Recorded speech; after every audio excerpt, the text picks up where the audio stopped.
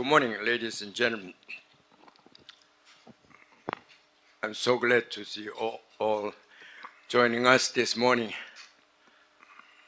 for this very special lecture with the Professor Martin Feldstein. I'm sure you all know Professor Feldstein. Actually, he has been with us a number of times before. I don't think he needs a long introduction. Only thing I can say is that he is the most respected economist in the United States today. So for that matter, in the world.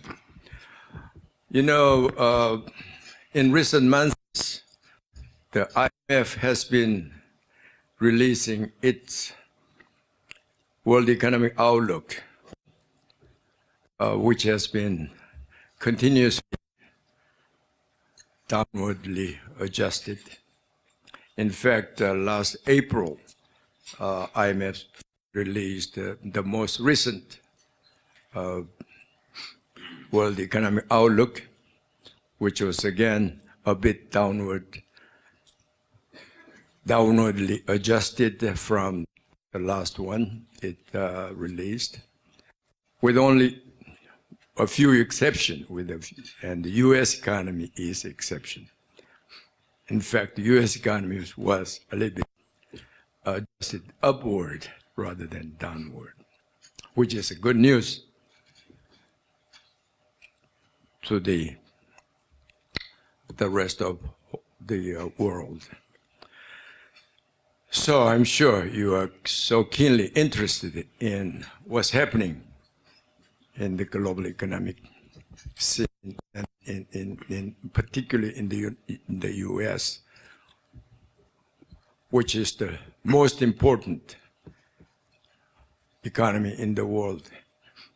Although, you know, on the purchasing power parity basis, the Chinese economy surpassed the U.S. economy last year. But in real world, based on the nominal exchange rate, the U.S. economy still is the most dominant and one-fourth of global economy. And so U.S. economy is important in that regard as well. Well, I'm sure the Professor Feldstein will share his insights and enlightening views on the U.S. economy and the rest of the world economies, and a bit about U.S. politics as well. I'm sure you hear a lot about candidate Trump and Hillary Clinton, and I'm sure you're all very much interested in what's happening there, U.S. politics, what are the prospects, and what impact it will have U.S. economic policy. But I think Professor will share his insights on this issue as well. I just want to say a few things about the Professor Feldstein, although you know him very well, but he still currently holds the chaired professorship at the Harvard University. He is George F. Baker Professor of Economics at Harvard, and also he is President Emeritus of National Bureau of Economic Research, which is a nonprofit, nonpartisan research institute. It's the most prestigious economic research institute in the United States, which has been conducting nonpartisan economic research more than 100 years in the United States. He held the CEO and president's position nearly 30 years, and he still is associated with this NBEL. And also, actually, he served President Reagan's government as chairman of the Council of Economic Advisors and President Reagan's chief economic advisor. I'm sure taking leave of absence from the Harvard University. He was also called in by the President Bush to serve as the member of the President's Foreign Intelligence Advisory Board. Also, the President Obama appointed him to be a member of the President's Economic Recovery Advisory Board. And as an academic economist, more importantly, he served as president of American Economic Association, which is, again, shows his peer group's respect for him. You know, he was, in 1977, when he was a young man, he's still a young man, but he was a little bit younger man, he was awarded with most prestigious, the John Bates Clark Medal of American Economic Association. This prize was awarded, has been awarded every 2 years. Now I understand every year now, but every 2 years to the economist under the age of 40, who is judged to have made the greatest contribution to economic science, economic thought, and knowledge. So he was awarded with John Bates Clark Medal. And you know who others who got this award? You named the greatest economists. You know, starting from Paul Samuelson, Milton Friedman, to Paul Krugman and Larry Summers, you name it, all the greatest economists. So Martin Feldstein was one of the awardees in 1977. Since then, as I said, his association with NBEL, he keep writing as the most insightful academic journal articles, and he contribute his newspaper columns and give lectures and advise government. And in addition, he also serves in various private corporations and business firms. In fact, on this trip, he is with Citadel, which is a global financial institution. In fact, he was here with Citadel as well. And Citadel is a global financial institution. I understand the firm manages assets for the many world's largest institutional investors, including sovereign wealth funds, pensions, and university endowments. And the Citadel is headquartered in Chicago, has offices in Asia and Europe and else. And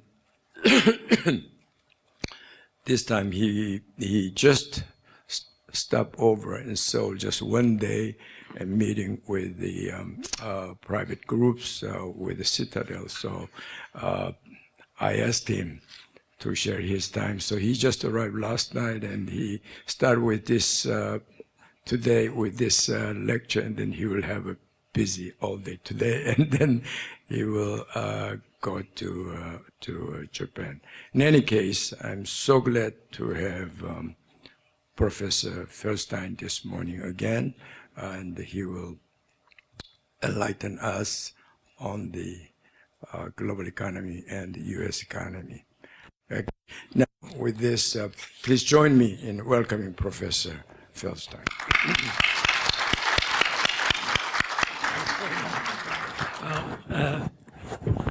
Thank you very much for that very, very generous and long introduction. Thank you for leaving me a little bit of time for my prepared remarks. But it's always nice to hear my life story spelled out in detail by an old friend whom I've known for, gosh, decades now. So I am going to talk about the U.S. economy, and then I'll talk about some of the other major industrial economies. But I'd be very happy during the question time to try to answer questions more generally. As Il Kang said, the U.S. economy is in good shape. Despite a slow start this year, I think we will see the economy growing at 2.5% during the coming months. And that's about what you would expect for an economy that is already at full employment, especially given some of the problems of measuring what is actually happening in the economy. The picture of the U.S. economy is distorted by the fact that energy prices have come down so dramatically in the past year, from over $100 a barrel to less than $50 now. And that has distorted the picture of inflation. If you look at the headline inflation, the headline consumer price index for the United States, it's increasing at about a little less than 1%. But if you take out the impact of energy, the increase in inflation is now over 2%, 2.2%. And a year ago, that same increase was 1.8%. So not only is inflation at a solid level, but it's also increasing as you would expect in an economy that is at full employment. The decline in energy prices also affects the picture that we all have of the real economy in the United States. Not only does it dramatically depress activity in the energy sector, but it has depressed manufacturing activity, industrial activity in the various industries that support what goes on in the energy sector. So we get a somewhat distorted picture of what's happening. But despite that, as I said, the U.S. economy is clearly in good shape. And the driver of the U.S. economy is, as always, the household sector, which represents about 70% of spending in GDP. So look at the household sector. We have full employment, an unemployment rate of 5%. For college graduates, the unemployment rate is less than half that, 2.4%. And these low unemployment rates are drawing more people into the labor force, so the labor force participation rate is higher now than it was a year ago. And it's also having the effect of pushing up real incomes. So real disposable personal incomes in the U.S. rose at 2.9% from the final quarter of last year to the first quarter of this year. Household wealth is also up, with home prices rising at about 5.5%. So all of that, the tight labor markets, rising income, rising home prices, all of that, according to the surveys, has contributed to a much stronger consumer confidence and better expectations about the future. And given that they have the money and that they're feeling more confident, consumers are spending more. We saw the most recent retail sales figures were up dramatically. The number for April represented a retail sales increase relative to just 1 month before of an increase of more than 1%. And that's up from a growth rate in the first quarter of more than 5%. So again, I would stress that the economy is in good shape. All the talk about secular stagnation and declining demand just doesn't fit with the numbers. But there are risks, and I want to talk about two kinds of risks. There are short-term risks, and I think they are getting more serious. Those are the risks that have been created by the monetary policy. We have had the so-called unconventional monetary policy now for nearly a decade. That meant exceptionally low, essentially zero short-term interest rates, and it meant the central bank buying large quantities of bonds to drive down long-term rates, so that the 10-year Treasury rate now is at only 1.8%, about half of what you would expect in an economy with the current inflation. So the result of this unconventional monetary policy, the result of these extremely low interest rates, has been to drive investors and lenders to take risks in order to reach for yield, in order to earn more on their assets. So we're seeing investors pushing up the prices of a wide range of assets. Look at the price-earnings ratio for the broad Standard & Poor's index of 500 securities. The price-earnings ratio for the S&P 500 is now more than 50%, 50%, higher than it's been in its historic average. Look at commercial real estate. The cap rates, the return on commercial real estate is extremely low. It's at levels that would make sense if current bond interest rates were going to stay this low forever, but at levels that don't make sense given that interest rates will eventually be rising. And of course, those long-term bond yields are again remarkably low, kept low by investors reaching for yield rather than trying to diversify away from that. So I think these are the risks that we face going forward, and when interest rates normalize, as eventually they will, when interest rates normalize, there are going to be losses. Losses to these investors in overpriced assets, losses to lenders who have been lending to lower quality borrowers, lending to borrowers with fewer conditions. And when those losses happen, they will undoubtedly have adverse effects on the economy. I'm not smart enough to know how bad those effects will be, but I must say I do worry about that. So that's the short-term risk, and the longer we see these very low interest rates continue, the greater those risks become.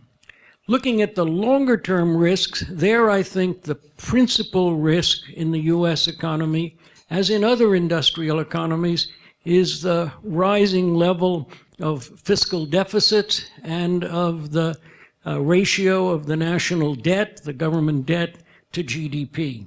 If you go back a decade ago, our deficit was 1.7% of GDP. It's okay. It's not as good as it could be, but 1.7%. And the debt to GDP ratio was 36%. Now, that debt to GDP ratio is twice as high, 74%, and the deficit is 2.5%. And the Congressional Budget Office forecasts that a decade from now, the deficit, the annual deficit, will have doubled. We'll go from today's 2.5% to 4.9%. The debt to GDP ratio will be 84%, according to the Congressional Budget Office, and on a path that would take it to more than 100%. To me, that's a frightening prospect. If the world comes to believe that we're not going to fix those problems, that we're going to allow that to happen, then I think that investors around the world, and foreign investors now hold more than half of U.S. Treasury securities, foreign investors will insist on a higher interest rate. That higher interest rate will increase the cost of dealing with the debt, and that will cause our deficit to rise even faster. Now, fortunately, it doesn't take a lot to fix that problem. If the deficit, the annual deficit, instead of moving from today's 2.5% moving up, it just stayed where it is today, that would cause the debt to GDP ratio to be on a path coming down from today's 74% down to about 50%. So I think that's the challenge that the next government will face, to find ways of reducing the deficit and therefore slowing the growth of the debt. Let me turn to the monetary policy and what the Federal Reserve is up to. That's a really puzzling subject. The Fed lowered interest rates when the crisis hit and didn't do anything to raise interest rates until last December, when the Fed agreed to increase interest rates by 1/4%, so that the federal funds interest rate today is still a little less than 0.5% at a time when core inflation is about 2%. So we're looking at a very negative real interest rate. So far this year, even though the Fed in December said they would move up 4 times this year, so far this year, nothing has happened. The next meeting in June, it's not at all clear that they will do anything then. What is clear is that Janet Yellen and the majority in the chair of the FOM, of the Federal Reserve, and the members of the FOMC, the majority of those members, want to see short-term interest rates increase only very, very slowly. So their forecast is that by the end of next year, by the end of 2017, we'll still be looking at a federal funds interest rate which is negative in real terms. Based on their forecasts of inflation and their forecasts of the interest rate, they're saying that where they would like to see that rate move, will still leave it negative 18 months from now. I think that is wrong. I think that is bad policy. For an economy that is at full employment, that has a positive and rising rate of inflation, I think it's wrong to be keeping real interest rates negative. So why is the Fed doing that? I think it's important to distinguish between the excuses that the Fed gives in the statements that they release after their periodic meetings. It's important to distinguish those excuses from what I would say are the real reasons. So we've seen a series of excuses changing from time to time. In the beginning it was, well, the Chinese economy is slowing down, so we have to not raise interest rates. Not clear why that follows at all for the U.S. And then it was, well, the dollar is now rising, and that might hurt our exports, so we can't raise interest rates. Or the stock market is falling. Well, that has since turned around, so they take that excuse off the table.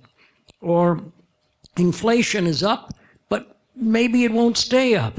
Well, it's very hard. If those are the kind of excuses you use, it's very hard to ever decide to raise rates. So what are the real reasons? I think there are 2 real reasons why the Fed is not raising rates.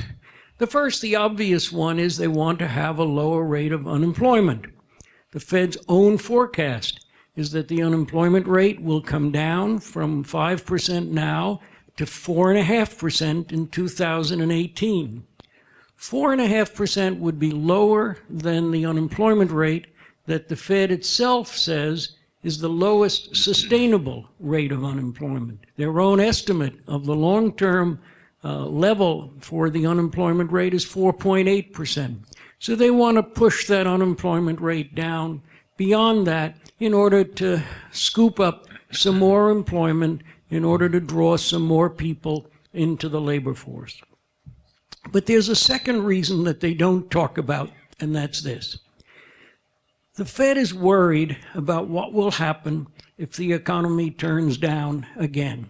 Remember, the last downturn happened back in 2008, so maybe it's going to happen again. And if it happens, the world will turn, and least the American public will turn to the Fed and say, well, what are you going to do about it? Historically, what the Fed has done when the economy turns down, what the Fed has done is to reduce interest rates sharply by, say, 300 basis points. Well, the Fed can't reduce interest rates now by 300 basis points because the rate today is less than 0.5%. So if they're going to reduce rates substantially in the future, they're going to have to get those rates up. So how are they going to get the rates from where they are today to 300 or 350 basis points without pushing the economy into a recession by doing so? Well, I think the answer is that their strategy, their plan, is to keep interest rates low for the next year or so to drive up the inflation rate, so that the inflation rate will go from today's roughly 2% to 3.5%. You might say, well, isn't that above their goal of 2% inflation? And the answer is, well, the goal was to have an average, they would say, of 2%. And since it's been below 2% for quite a while, it's not so bad if it stays above 2%. But if it gets up to 3.5%, then, of course, the Fed will want to stop the inflation from rising. It will be able to push up nominal interest rates, the Fed funds rate, be able to push up the Fed funds rate to 300 plus basis points, and that will give them the capacity to drive down interest rates if the economy weakens. So they're not saying that, and maybe they're not even thinking that, but I think that's what they're thinking. I think that's their goal, and it would be a very tough goal to pull off, but if I'm right, it means we're heading for higher inflation and higher interest rates in the U.S. So before I leave the U.S. and talk about other parts of the world, I want to say something about the problem of measuring real GDP in the United States. It's a subject I've been thinking about a lot. Ilse Kang and I talked about it at dinner last night. I'm writing about it. I think the government statisticians in the U.S., and indeed in every industrial country, are given an impossibly difficult task of going from nominal GDP at market prices, to real GDP, taking into account the improvements in the quality of goods and services, taking into account the value to consumers of the introduction of new goods and services. That's a very tough thing to do, and I've been studying what, in fact, the U.S. authorities do. We all know that it's tough. We all know it's not done well, but until I dug in there and studied it in detail, I hadn't realized how bad the actual process is. So I would say that the official attempts just don't do it, that the official numbers do not deal adequately, they hardly deal at all with improvements in the quality of goods and services, and they don't even try to deal with the value created by the introduction of new goods and services. So what's the implication of that? It is that the real growth rates that we spend so much time focusing on are greatly underestimated, that the true growth of real incomes in the U.S., and I suspect in other countries as well, is substantially higher than the official numbers imply. In the U.S., over the last 30 years, real growth is estimated officially to have been 1.7%, real per capita GDP. The reality could be 2-3 percentage points higher than that. There's no way to know. But I think the key thing is for policymakers and for those of us who talk to the public is to make it clear that the official numbers greatly underestimate what has been happening to the increasing output of our economy. Well, let me turn from the U.S. to Europe. And of course, it's very hard to talk about Europe. There's so much diversity among the individual European countries. You have Germany with an unemployment rate of 6% and Spain with an unemployment rate of more than 20%.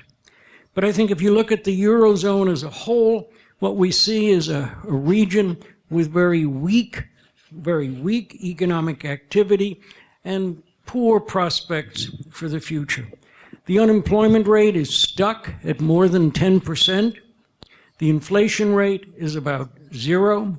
The debt to GDP ratios are about 100% in major countries, not in Germany, but in France, in Italy, in Spain, in Portugal, and elsewhere.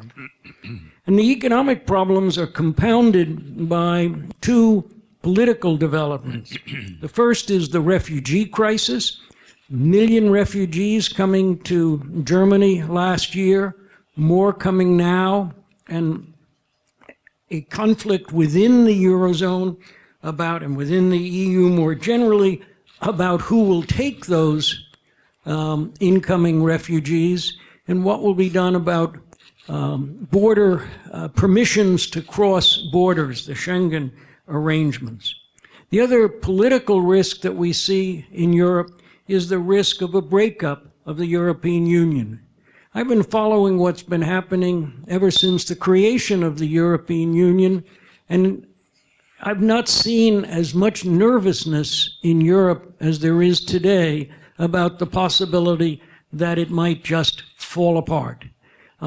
There's the British vote coming next month about whether Britain will formally leave the European Union. They're not part of the common currency, they're not part of the Eurozone, but they might pull out completely. But we also see polls in other countries, in Italy and France and elsewhere, indicating that the public doesn't feel that they're benefiting from their membership in the European Union. So there is a serious risk. But back to the economics, I think the problem of increasing real growth and reducing the unemployment rate is a problem for which the Europeans do not have a viable policy. When Mario Draghi came to the Federal Reserve Conference in Jackson Hole in August of 2014, he said there are 3 things that could stimulate growth in Europe. One would be structural reforms to labor and product markets, and he said, but it's not happening and it doesn't look like it is going to happen. And unfortunately, that's still true. Another thing would be a fiscal stimulus from those countries that have the room to do it. That's a euphemism for Germany, because the others already have such high levels of debt that they can't do it. Germany likes to have a budget surplus, and they're not going to do it. So it comes down to the third thing, and that is what he said the ECB will do, which is to lower interest rates. And they have certainly done that with a vengeance. So we have short-term rates which are negative. We have 10-year rates which are negative in a number of countries in Europe. Well, what's that accomplished? The hope might have been that it would accomplish what it did in the United States, in which lower interest rates across the spectrum of yields, lower interest rates led to an increase in equity prices. Households got richer. They went out and spent more. And that's what brought back the U.S. recovery in 2009 and 2010 and beyond. But that is not happening in Europe, because Europe doesn't have the kind of widespread share ownership that the United States does. So that route for going from easier money to higher equity prices to more consumer spending doesn't work in Europe. So the alternative was a decline in the value of the euro, making it more competitive. And that certainly happened. The euro came down from 140 when Mario Draghi was speaking in Jackson Hole in the summer of 2014. It came down from 140 to 106 before it's turned around and come back up to 113. But it's down quite substantially. However, it has not had a very substantial impact on the exports from the Eurozone countries. Why? because half of their exports are within the Eurozone. So if it's France exporting to Italy or Italy exporting to Germany, that's not going to be affected by the exchange rate. With respect to exporting outside, a common characteristic of European firms is that they invoice in dollars. So they pick a dollar price for their products because they have to compete in a global economy, and they don't change that very quickly. So changes in the ratio of the euro to the dollar don't affect their export prices except with a very long lag. And so what we're seeing is that despite the sharp fall in the value of the euro, there has not been any substantial increase. So that means that the ECB is now focusing on using low interest rates as a way of getting increased borrowing by businesses in Europe. In the bond market, where the ECB is now buying corporate bonds, and from banks, where the ECB is lending to the banks at negative interest rates. It's not having a very big effect. It's having a relatively small effect. And ironically, much of the purchasing of European bonds is being done by American firms who are taking advantage of these low interest rates.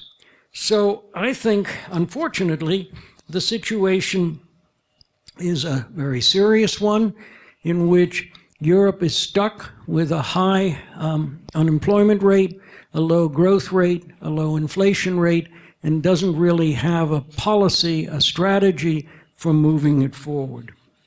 Let me turn to the situation in Japan, which also has serious problems, and I think also lacks a good strategy for dealing with them. GDP has declined recently. The CPI is basically flat. The budget deficit is more than 6% of GDP, and the debt to GDP ratio is over 200%. In addition to that, the Japanese population is shrinking and the labor force is shrinking, and that makes dealing with their long-term debt problems all the more difficult. But at the same time, Japan is a very prosperous country. The level of per capita income in Japan, these are always hard to make these comparisons, but the official numbers suggest that the per capita real income in Japan is comparable to that of Britain or France. So the public is pretty content, and the unemployment rate is less than 3.5%. So there isn't a lot of incentive to change things. When Mr. Abe came to office, he announced that he wanted to make changes that would get the inflation rate positive, get the growth rate higher. He appointed Mr. Kuroda as head of the Bank of Japan. He said he would have a strategy with 3 parts. One would be an easier monetary policy under the Bank of Japan. Second would be fiscal incentives. And the third would be structural reforms. Well, Mr. Kuroda obliged by bringing down interest rates very sharply. That had the effect of causing the yen to fall. That raised the profits of Japanese exporters, but it didn't induce them to increase their exports to the rest of the world. So it didn't have a positive impact on Japan's growth rate. And at the same time, it increased the costs to Japanese households of imported products, and that depressed economic activity. Mr. Kuroda has continued to promise that there will be higher inflation in the future. The public, sort of a bare majority of the public now thinks that there will be more than 2% inflation, but they have thought that for the last several years, and yet it's not happening. I think the decision to go to a negative interest rate in Japan is hurting Japanese financial institutions, confusing the public, and not doing anything for aggregate demand. The second of the three arrows in the Abe strategy was the fiscal policy. He began with a fiscal stimulus that was then immediately offset by an increase in the value-added tax from 5% to 8%, which pushed the Japanese economy into recession for 2 quarters in a row. So at this point, although I gather he has just decided to do some more fiscal stimulus in the coming year, there's nothing significant coming from that source. And finally, there were the promises of structural reform. But here again, as far as I can see, and talking to my Japanese friends, and when I go to Tokyo, as far as I can see, there's been very little achieved. There's been a small increase in the female labor force participation rate. There's been a big increase in the number of tourists coming to Japan to take advantage of the cheaper yen. There have been changes in agricultural policies, but they are phased in over a very long period of time.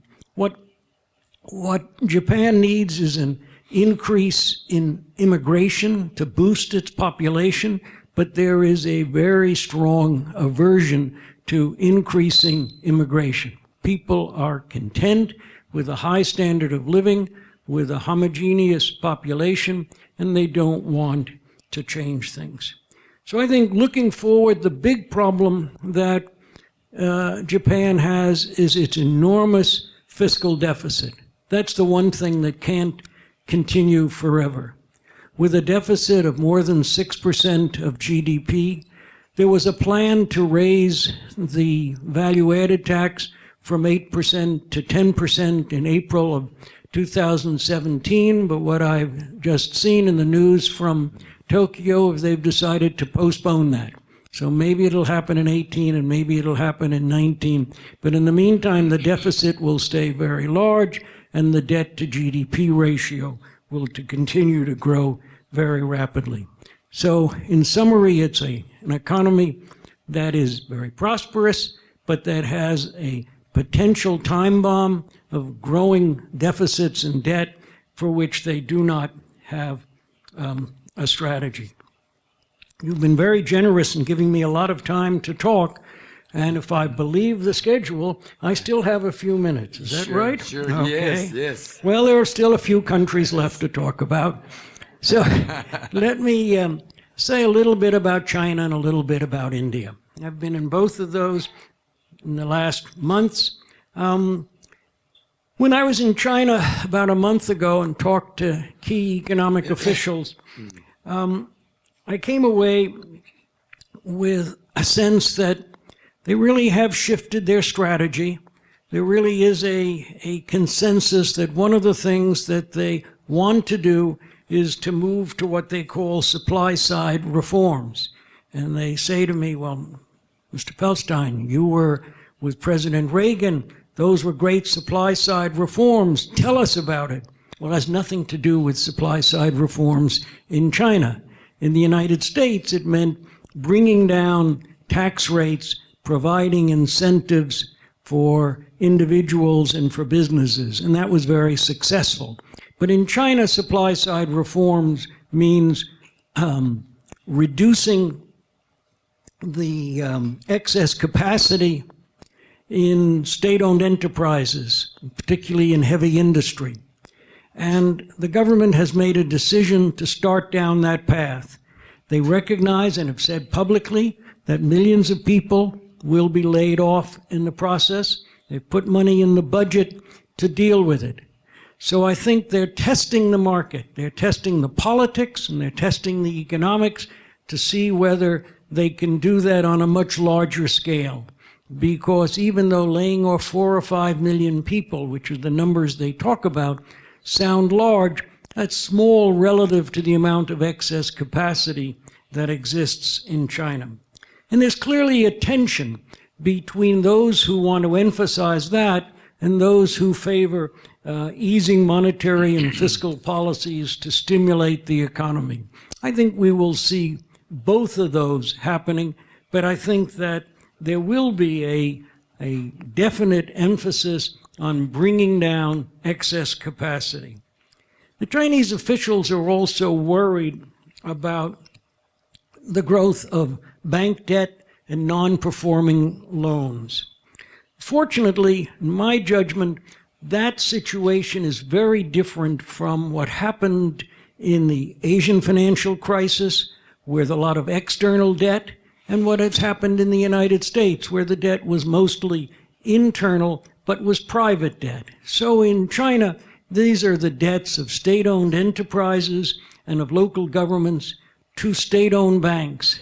So in the end, if it doesn't work out naturally, I think the central government will step in and absorb some of that excess debt, some of those losses. And fortunately, the level of the government debt in China relative to GDP is very low, well below 50%. So they have the fiscal capacity to do so. Finally, a word about the exchange rate policy in China. I think at best you'd have to say that what's happening is very confusing. The renminbi, the yuan, has been declining relative to the dollar, and that has created problems for China in Washington. But at the same time, on a trade-weighted basis, the renminbi has been rising. The currency has been strengthening.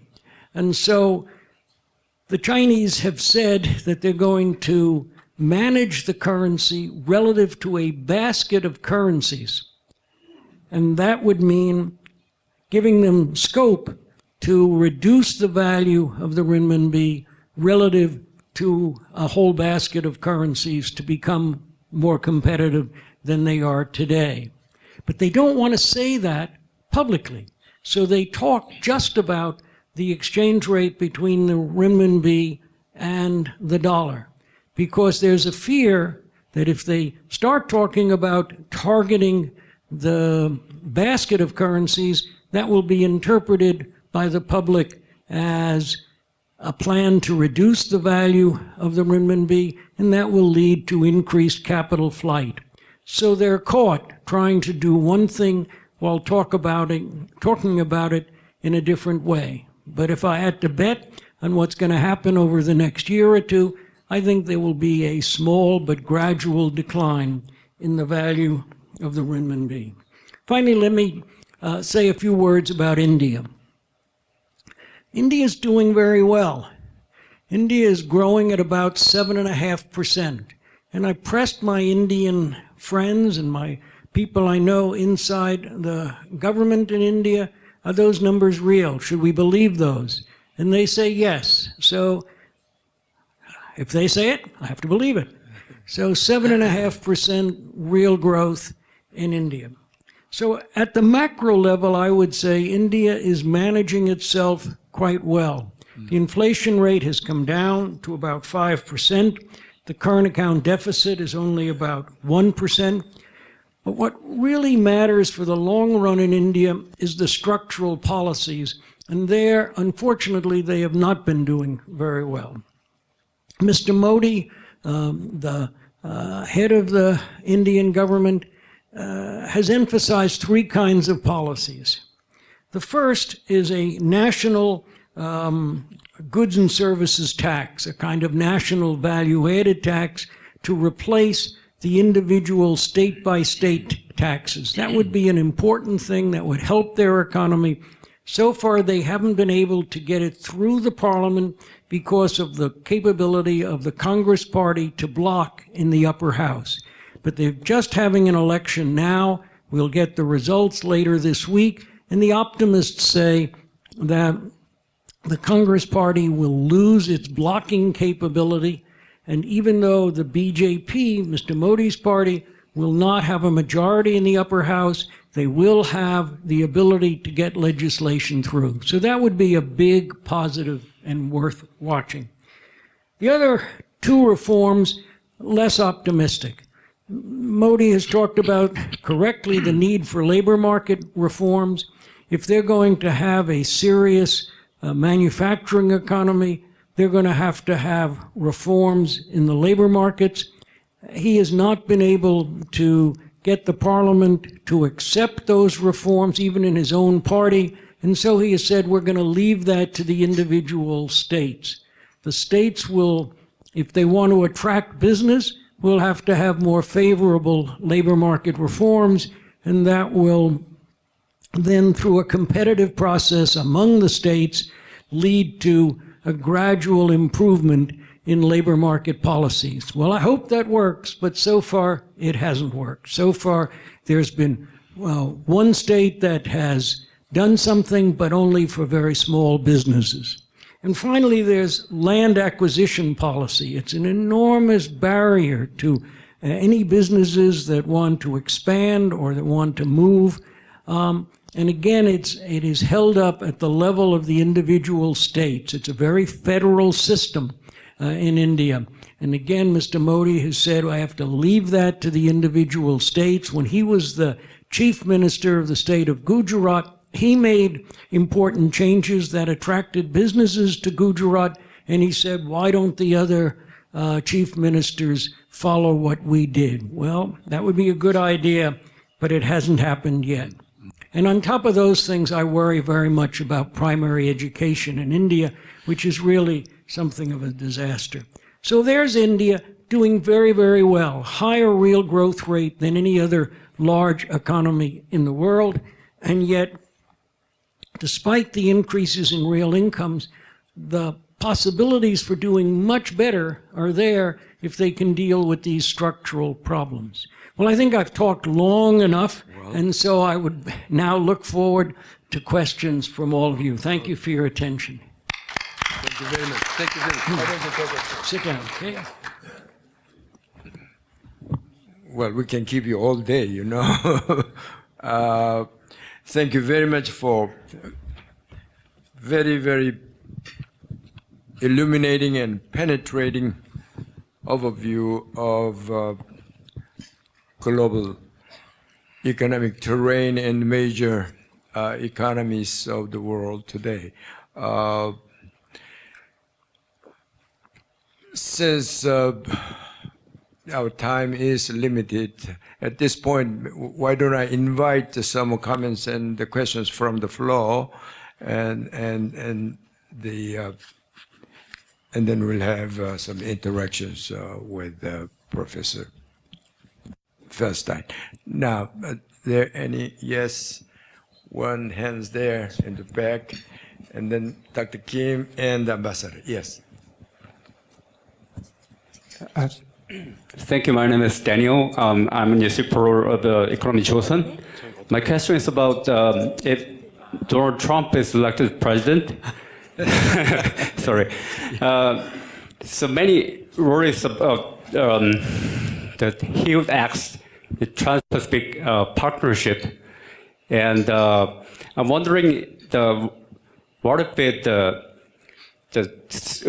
United States would do better without Trans-Pacific partnerships. Overall, what is your expectation from the Trump presidency? Okay. And then, yes, thank you very much, Professor. Ordinarily, very early in the morning, I would not listen to more than 30 minutes.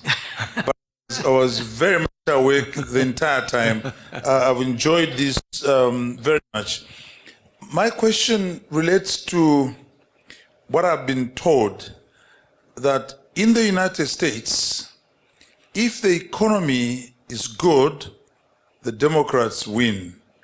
If the economy is bad, the Republicans win. Now, I don't know whether that's true or not, but I've heard you, and I was counting 5 times, you are saying the economy is good. What's your prediction now for the elections? Okay, the last one, Dr. Kim, yes. Thank you, Professor Feldstein. It's always a pleasure to listen to you, but your talk was very thorough and comprehensive. Unfortunately, the story is bleak. For all the developed economies, we are at the edge of difficult points, and worse yet, the toolboxes are empty. By that I mean, the national debts to GDP ratio is at the edge. You have no more tools to play with interest rates. You pointed out very simple solution for the United States. Simple by concept, but very, very difficult to execute practicality, because in practice, to reduce the deficit would require political process, which is held hostage, or at least it believes it is held hostage by the populism. Therefore, the long-term solution calls for either of the two things.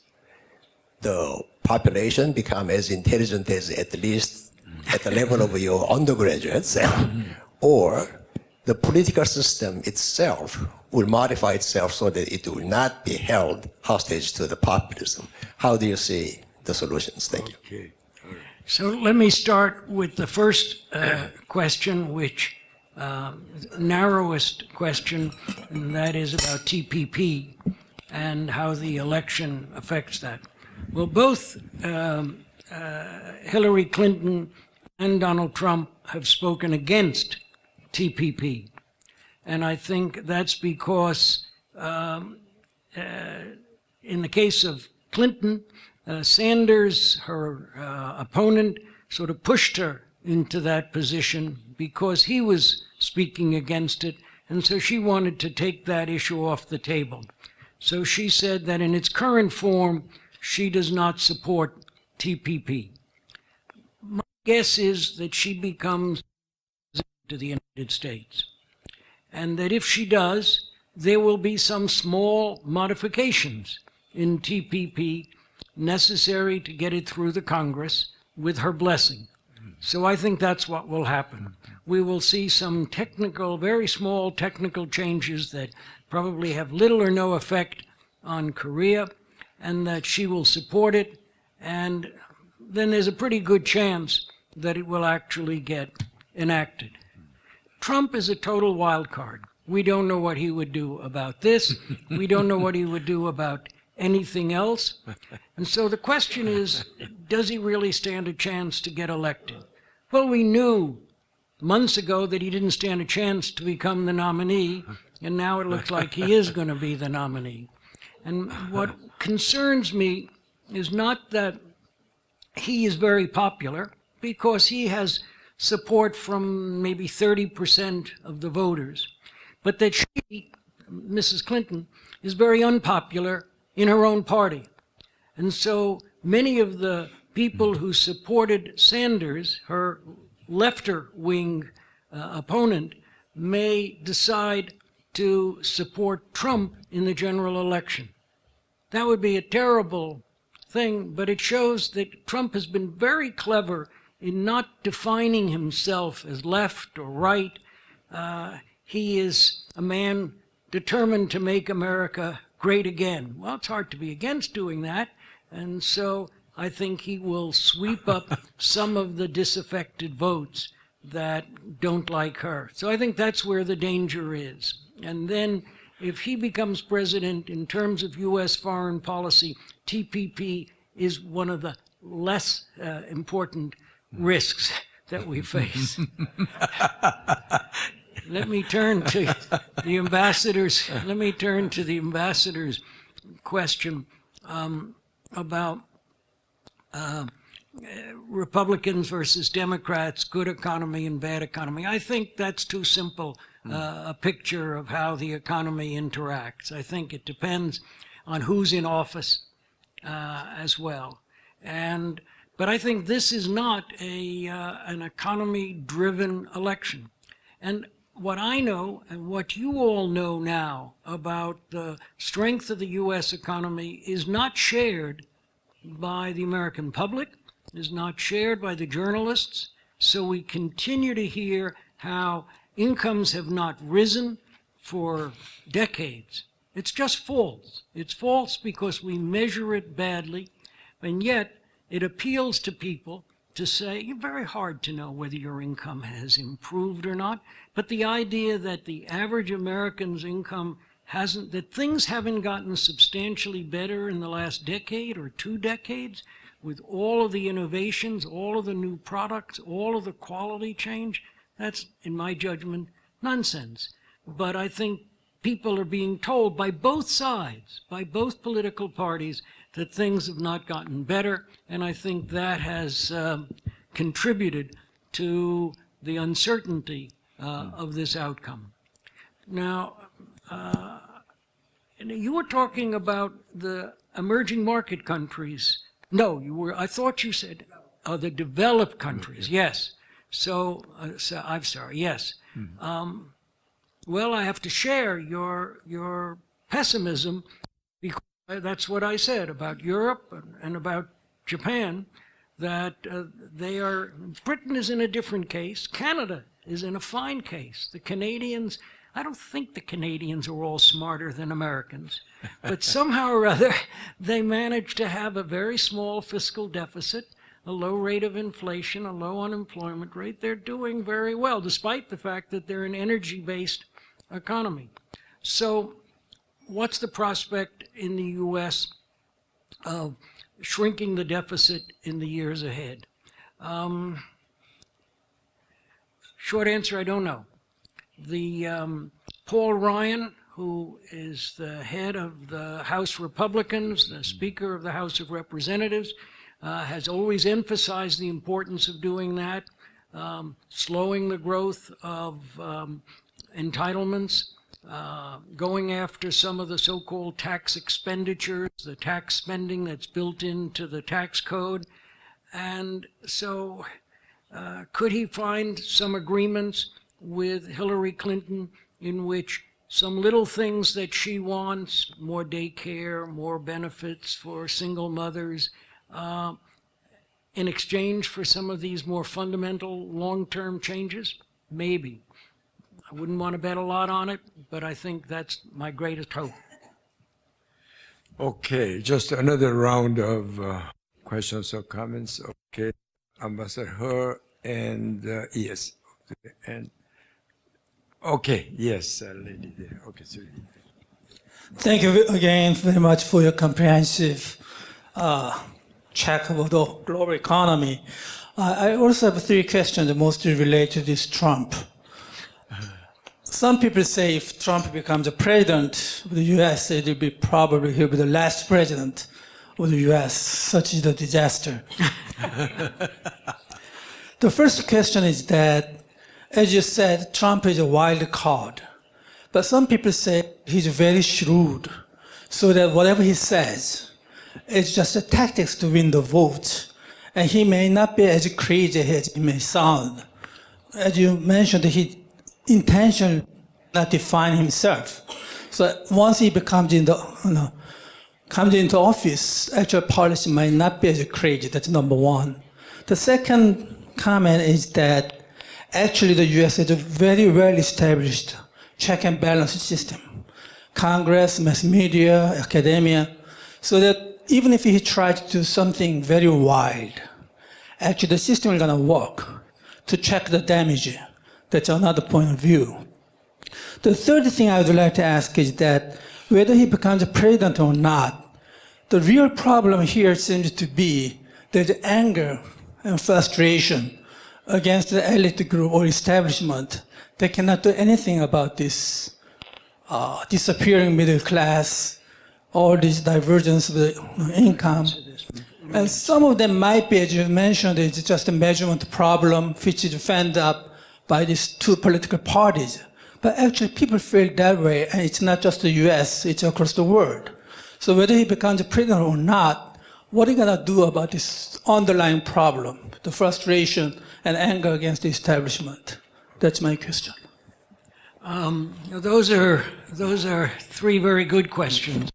Let me see if I can deal with them. Let me start with the last one, and that is the middle class that seems to be falling in standard of living and so on. Again, it's a statistical artifact. It's not true. And the real question is, why does the press, which, as you say, should rise above this, should be part of the checks and balances on irrational behavior, why does it not see the facts. So the Congressional Budget Office, which is a very large statistical agency, nonpartisan, reports to the Congress, did a careful study on what's happened to middle income households. Quite apart from what I said about the general mismanagement of real income. So just taking the official figures as they are, they said that if you look over the last roughly 20 years, middle-income households, in terms of the cash money that they have received, have seen a very small increase. But if you take into account the fringe benefits that they get from companies and the transfer payments that they get from the government, food stamps, housing subsidies, Social Security, and so on, their incomes have increased quite substantially. So this is not a secret. This is not a classified document. I've read it and written about it in the popular press to try to get an interest, but it's much easier to say the middle class is being beaten down, has no income, and so on. So it's a serious problem. I suspect it's a problem in other countries as well, but I don't know the data as much. But that's, I think somehow there has to be an improved understanding on the part of the politicians and on the part of the public if we're going to fix this. Now, your second thing was about checks and balances, and I think that's a very important point, and it allows me to sleep at night, because with respect to domestic policies, anything that requires legislation has to get through the House of Representatives. So it doesn't matter if it's Hillary Clinton trying to do very left-wing things or President Trump trying to do crazy things. If it has to get through the House of Representatives, it's going to have to pass a Republican barrier. So I think bad things on the domestic side are not going to happen. And as I said in answer to an earlier question, I think there's a reasonable chance that if Hillary Clinton is president, she won't want to just sit there and accomplish nothing, hoping that she'll be able to regain the House of Representatives in 2018. Instead, I think she will want to negotiate with the Republicans, and if they can find, and Ryan likes to negotiate. The head of the Republicans in the House has worked with Democrats before, not with Obama, but with the Democrats in the Senate. I think that's more a statement about Obama's difficulty in negotiating. She's much more of a negotiator. We know that from her previous experience when she was a senator. So I think that's where, but the danger is on the foreign policy side, where the president has much more discretion, the use of the military and everything else. As long as he does it within the existing budgets, he doesn't need to get the same kind of congressional authorization. So that's what worries me about that. Okay, now yes, and then Mr. Rooney later. Yes, there, and yes. Thank you very much, Dr. Perestein. I'm Hae-kyung Kim from Ewha Women's University. My question is about the Korean economy. And the current government has been pushing structural reform. In my observation, it doesn't seem to be very, successful so far. And interest rate is almost fixed, and the price of asset is stable, and the government is considering fiscal policy recently. So I want to, ask to share your observation and prospects about the Korean economy. Thank you. Why don't you invite him? 예, 말씀 잘 들었습니다. 저는 이제 직접적인 질문을 하고자 합니다. Yeah. 예, 미국의 오바마 대통령께서는 한국에 대해서 아주 긍정적인 언급을 자주 하셨습니다. 그런데 이제 미국 대통령 선거를 보면 트럼프 후보께서도 한국에 대해서 자주 언급을 하셨거든요. 그래서 트럼프 후보가 만약에 대통령이 되었을 때 한국에 뭐 경제라든지 정치적으로 어떠한 변화가 올 것으로 보시는지요? 예, 감사합니다. I'm not sure which of those two questions is harder for me.